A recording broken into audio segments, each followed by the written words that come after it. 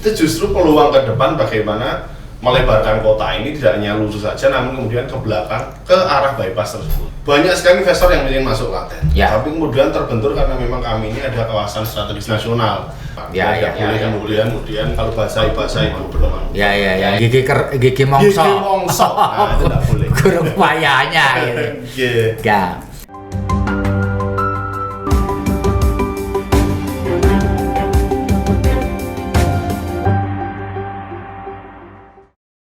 Assalamualaikum warahmatullahi wabarakatuh. Salam damai sejahtera buat kita semua. Om Swastiastu, Namo Buddhaya, dan salam kebajikan.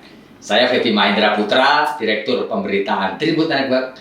Kali ini akan ngobrol dengan Ketua DPRD Kabupaten Klaten di Jawa Tengah. Beliau adalah Mas Hamenang Wajar Ismoyo. Siap. Namanya nama Jawa banget. Jawa banget. Ya.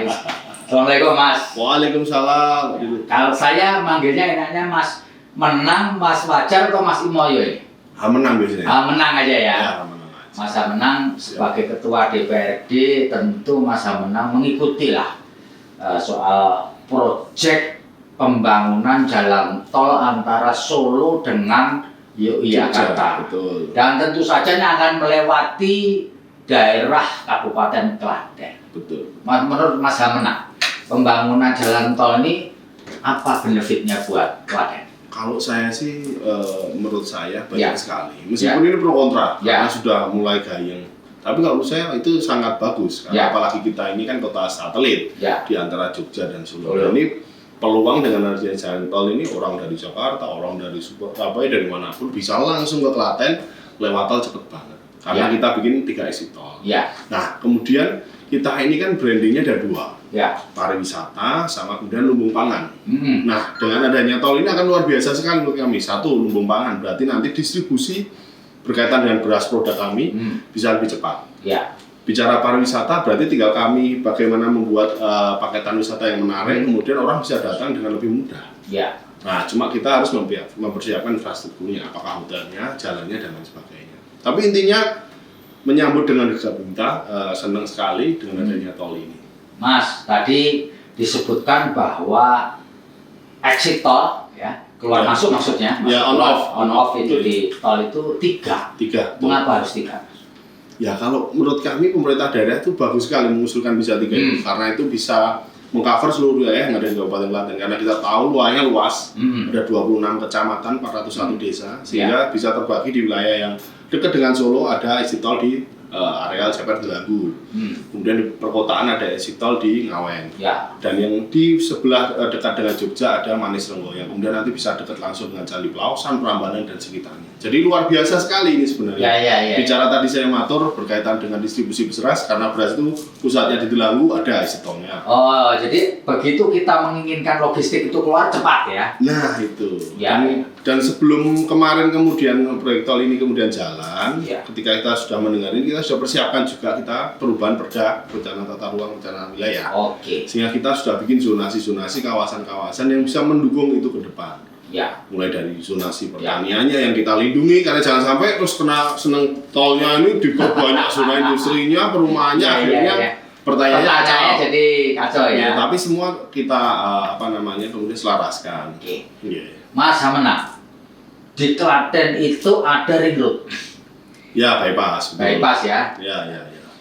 Kalau ada jalan tol, tentu fungsi dari bypass itu menjadi agak berkurang.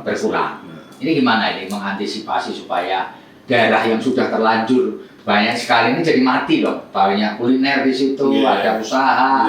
Gimana tuh kalau menurut Mas? Kita memang melihat di Pantura terutama yang sudah kemudian ada jalan tol kemudian menjadi sepi. Nah, ini justru kemudian di satu sisi ini kemudian sesuatu yang kita khawatirkan, tapi di sisi lain sebuah peluang. Peluang artinya apa? Kota Klaten selalu terkenal dan hanya lurus saja, kan begitu. Siapapun mesti tahunya hanya lurus saja. Nah, itu justru peluang ke depan bagaimana melebarkan kota ini tidak hanya lurus saja, namun kemudian ke belakang ke arah bypass tersebut. Jadi itu sebenarnya challenge juga ya, tantangan juga bagaimana mengembangkan itu menjadi kawasan. Karena dulu kalau kita kembangkan menjadi kota, ketika itu bareng dengan truk, bus dan lain sebagainya akan susah. Tapi kemudian ketika ini nanti bergeser, justru akan peluang menjadi, apalagi di situ ada stasiun nanti. Ya. Masa menang banyak daerah menginginkan setelah adanya tol itu kunjungan ke kota atau wilayah itu meningkat. Betul. Tapi bukan hanya kunjungannya, tetapi stay-nya juga lebih banyak. Ini gimana ini, Mas? Nah, itu memang PR kami. PR besar. Kenapa PR besar? Banyak sekali investor yang ingin masuk Klaten. Tapi kemudian terbentur karena memang kami ini ada kawasan strategis nasional. Yang pertama kawasan strategis nasional Gunung Merapi. Yang kedua karena kami memang banyak candi, situs sejarah yang membuat beberapa lokasi strategis.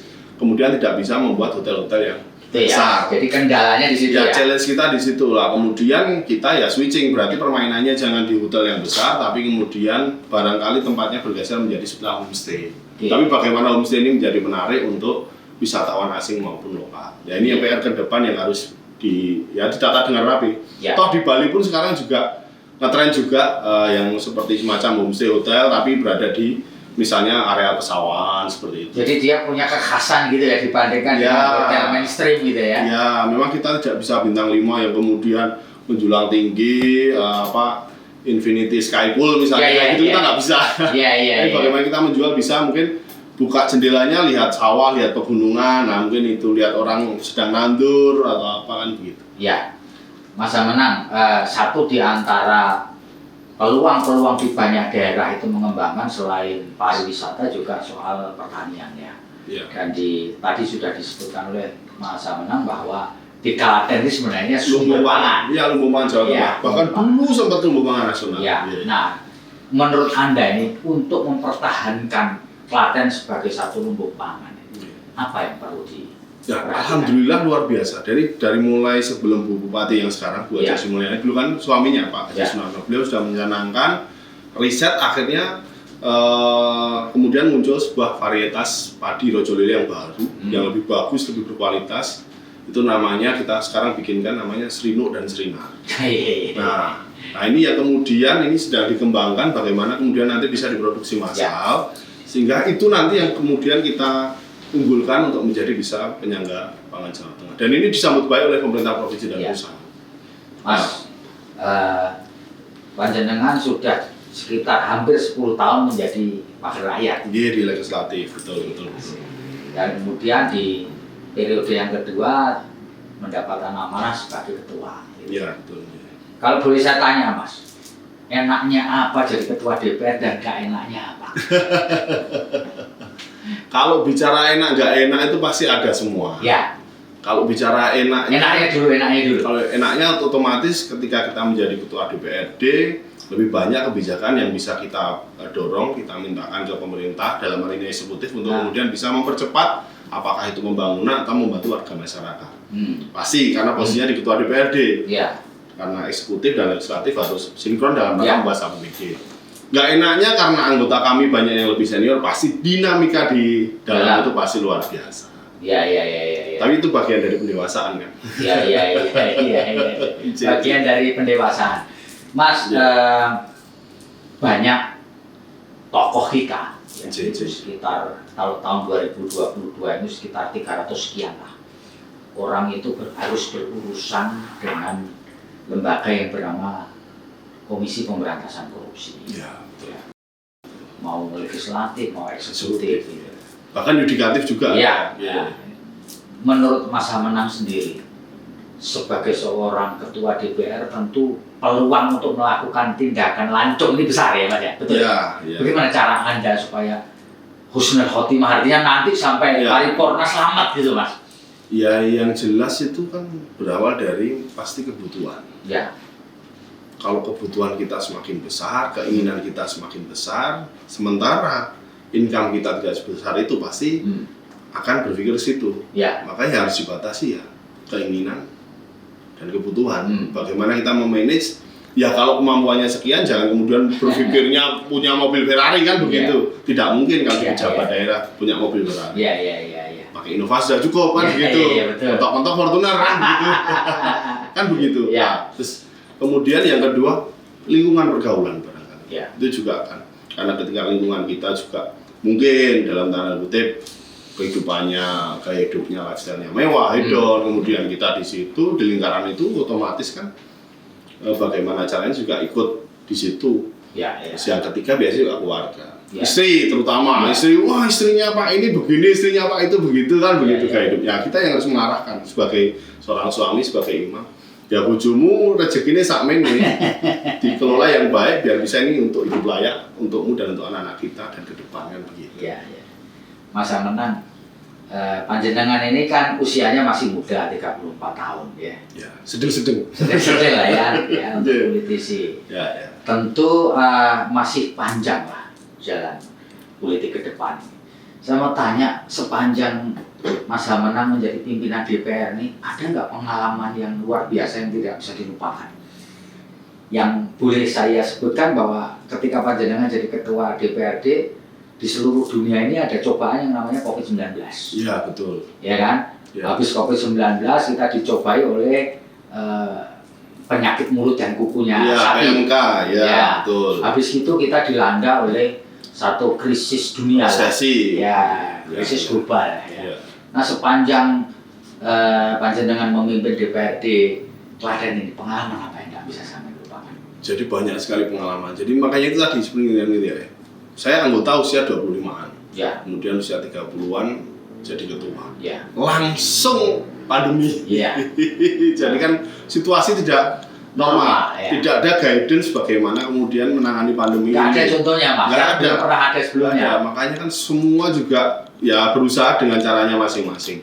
Nah itu pengalaman yang luar biasa bagaimana kemudian bersama rekan-rekan Forkopimda mulai dari malam keliling, kita keliling turun ke lapangan untuk mengingatkan warga masyarakat. Waktu itu kan masih ada jam malam PPKM. Bagaimana kemudian ketika kita turun dicaci maki juga Pak. Dengan para pedagang segala macam karena memang pengennya tetap buka sampai malam. Caci maki juga kita. Seru. Nah terus kemudian pengalaman yang cukup menarik menjadi ketua DPRD yaitu tadi ketika kita bisa meminta pemerintah untuk membuat kebijakan dengan lebih cepat. Misalnya kita dapat share-sharean dari IG, kemudian gorong-gorong ini rusak. Besok paginya saya telepon kepala PU bisa terjun bareng ke situ. Kalau warga masyarakat biasa mungkin tidak bisa kan gitu. Hal itu yang membuat kebanggaan tersendiri. Seperti itu. Apalagi di usia anak muda, bagaimana mungkin bisa menyentuh orang-orang yang ada di situ, OPD, kepala-kepala OPD akan susah. Tapi ketika kami di DPRD kemudian jadi pimpinan, ternyata telepon datang juga. Masa menang. Percepatan pelayanan itu juga ya. Saat ini tahun 2022 masuk ke 2003, yaitu kita anggap sebagai satu tahun politik lah, karena tahun 2024 ada pileg, pemilihan presiden, lalu di menjelang akhir tahun ada pilkada. Betul. Nah, Masa Menang tadi udah 2 periode menjadi anggota legislatif. Boleh cerita untuk tahun ke depan ini apakah ingin melanjutkan amanah sebagai politisi di DPRD atau di parlemen maksud saya apakah juga akan mencoba ke eksekutif di pemerintahan atau bagaimana ini Mas Menang? Kalau bicara 2024 memang kalau dihitung tahun masih lama, masih 2 tahun. Tapi kalau realitas politik 2023 sebentar lagi kan gitu. Dan kami sebagai petugas partai terutama di PD Perjuangan kami garis komando. Sampai hari ini kami ditugaskan untuk kemudian nanti kembali mencalonkan diri sebagai legislatif di 2024. Kami ikuti tahapan itu. Walaupun memang di luaran pasti dinamika cerita luar biasa karena memang Ibu Bupati kan sudah 2 periode. Artinya sudah tidak mungkin lagi untuk mencalonkan untuk periode ketiga. Dan Masa Menang nunggu perintah partai berarti sebagai kader partai. Kader partai kita selalu menunggu instruksi dari partai. Tidak boleh kemudian kalau bahasa ibu bermanuver. Gigi mongso. Itu tidak boleh. Upayanya. Mas, sebagai anggota dan pimpinan legislatif tentu berharap di tahun depan ini, di tahun 2023, perekonomian di Klaten, warga Klaten ini tetap bisa terjaga lah kondisitasnya. Betul. Meskipun kita tahu bahwa di tahun 2023 ini adalah masa yang tidak mudah, unpredictable lah kira-kira gitu. Nah, bagaimana yang dilakukan oleh legislatif dalam ini DPRD Kabupaten Klaten bekerja sama atau berkolaborasi dengan eksekutif Mas? Kami sudah ancang-ancang karena setelah mendengar isu 2023 itu dan kita melihat dari sejarah Ketika Indonesia beberapa kali terkena resesi, ini kekuatan kita bukan di perusahaan besar, bukan di industri besar, tapi justru di UMKM. Nah ini yang kebetulan dimiliki oleh Kabupaten Klaten. Kita lebih kuat UMKM-nya. Nah makanya dari itu bagaimana caranya kemudian kebijakan ini masuk ke UMKM. Satu itu, kemudian yang kedua meneruskan dawuhnya Pak Presiden bahwasanya bagaimana caranya ke depan APBD dan APBN ini bisa diserap oleh UMKM. Nah, menindaklanjuti itu masih hangat beberapa bulan yang lalu kami silaturahmi sowan ke Jakarta ke kepala LKPP yang sebelumnya Wali Kota Semarang. Alhamdulillah dipanggil langsung oleh beliau padahal baru pulang dari Bali. Dipanggil, kita diskusi bagaimana caranya mempermudah teman-teman UMKM ini bisa masuk ke APBD, karena misalnya satu daerah saja seperti Klaten 2,3 triliun APBD-nya, taruhlah bisa beberapa puluh persen masuk ke UMKM, kan itu menggerakkan luar biasa.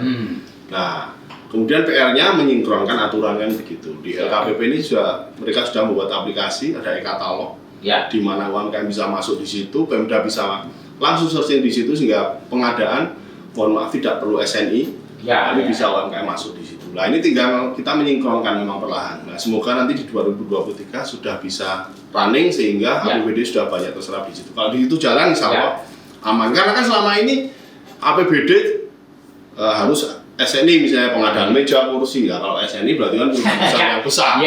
UKM nggak bisa. Kursi impor dari Cina diganti merek sini, kan susah. Kalau sekarang ke depan akan lebih mudah. Bahkan dari yang terkecil snack makan itu kan luar biasa juga. Mas Hamenang, kalau boleh saya tahu dalam pengamatan Mas Hamenang ini, UKM yang sudah terkurasi dan bisa menjadi role model di Klaten itu apa Mas? Barangnya apa? Jadi kalau Klaten itu kan memang yang luar biasa. Tapi pasarnya bukan hanya di Klaten, dia sudah nasional. Kita ada andalan itu batik lurik. Batik lurik batik tulisnya di Mbayat, kalau kemudian luriknya itu di areal PT. Betul. Unggulan betulnya lurik ya. Iya, tenun lurik. Itu jadi unggulan ya Bang ya. Itu yang memang yang sekarang juga luar biasa pasarnya, semakin berkembang. Itu yang perlu dijaga supaya. Yang susah itu membuat sebuah wadah besar untuk semua UMKM jadi satu. Ini yang masih ego-egonya masih masalah tinggi. Sisanya masih di situ. Baik, Tribuners, kita sudah ngobrol, nggak panjang tetapi menurut saya intinya sudah kena dengan Ketua DPRD Kabupaten Klaten Jawa Tengah Mas Hamenang Wajanismoyo. Terima kasih Mas Hamenang. Siap, sama-sama. Sampai ketemu, moga-moga dalam ngobrol kita berikutnya status panjenengan sudah berubah. Amin ya Mas ya.